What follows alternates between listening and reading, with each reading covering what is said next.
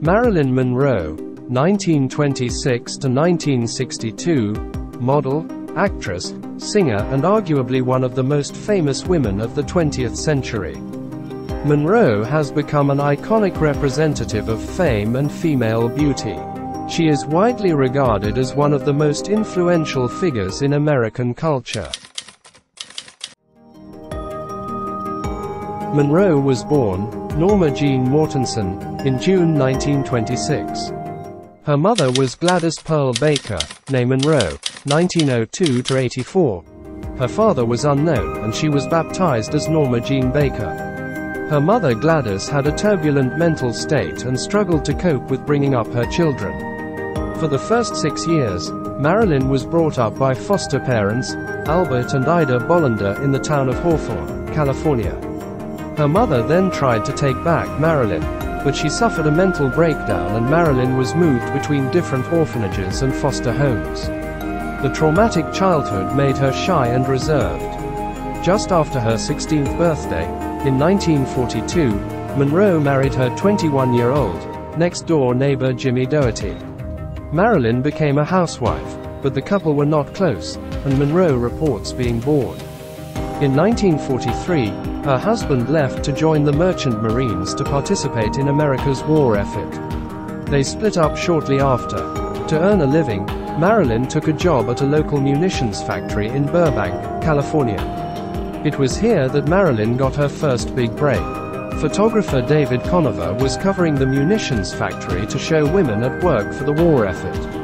He was struck by the beauty and photogenic nature of Norma, and he used her in many of his photographs. This enabled her to start a career as a model, and she was soon featured on the front of many magazine covers.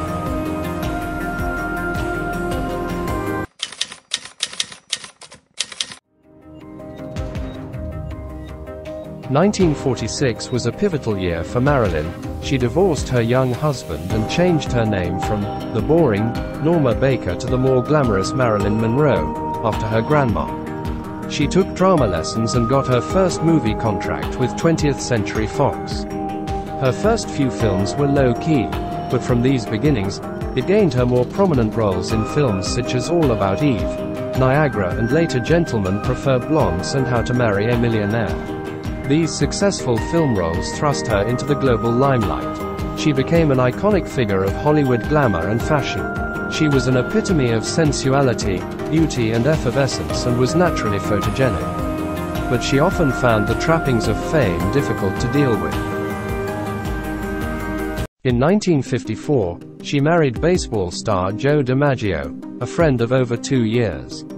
Monroe was now one of the biggest box office draws of Hollywood, but her contract, negotiated in 1950, left her paid less than other stars. Also, Monroe didn't wish to be typecast as a blonde bombshell, just playing simple roles in comedies and musicals.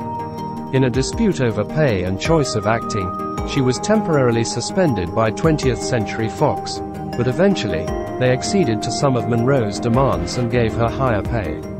In September 1954, she starred in The 7-Year Itch, which was released to widespread media interest, after a successful media stunt on Lexington Avenue, New York. In 1955, she sought greater independence from Fox, and began her own movie production and began studying method acting. Despite the media often being dismissive of Monroe's potential, her efforts to improve acting paid off, and later films received critical acclaim for her wider scope of acting. She was nominated for Golden Globe Best Actress Award for Bus Stop, 1956. In 1959, she won a Golden Globe for her role in Some Like It Hot. Her relationship with Joe DiMaggio was quickly strained, due to his jealous and controlling nature. Monroe soon filed for divorce, though the couple retained a friendship despite the divorce. Monroe began dating playwright Arthur Miller and in 1956 married. To get married, Monroe converted to Judaism. The marriage received significant media interest for the combination of Miller, the left-wing intellectual, and Monroe, the perceived dumb blonde. The marriage was sometimes referred to, rather unkindly, as egghead weds hourglass. To complicate matters, Miller was under investigation for his alleged communist sympathies, and media bosses encouraged Monroe to end the relationship, but Monroe was unmoved.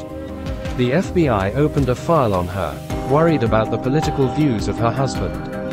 In the late 1950s and early 1960s, her health began to deteriorate. She suffered from a barbiturate addiction and experienced periods of depression.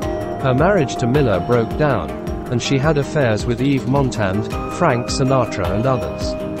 During the 1960s, her ill health made shooting films challenging, and production was often delayed. She was still in great demand and often appeared on the front cover of glossy magazines. In 1962, she was invited to the White House to sing for J.F. Kennedy's birthday.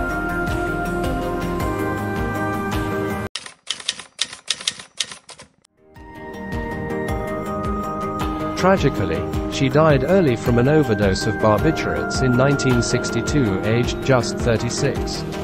Although Monroe cultivated an image of the dumb blonde, in fact, her image and persona was something she took care to cultivate and develop, through the media and the strength of her acting.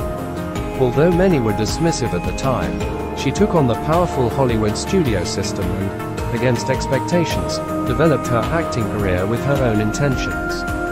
However, behind her confident public persona, she struggled with relationships and resorted to a heavy drug use, which had a damaging impact on both her mental and physical health. In one sense, Monroe lived the American dream, rising from anonymity to become a famous actress, but it was a dream tinged with sadness, for fame did not bring peace of mind or happiness.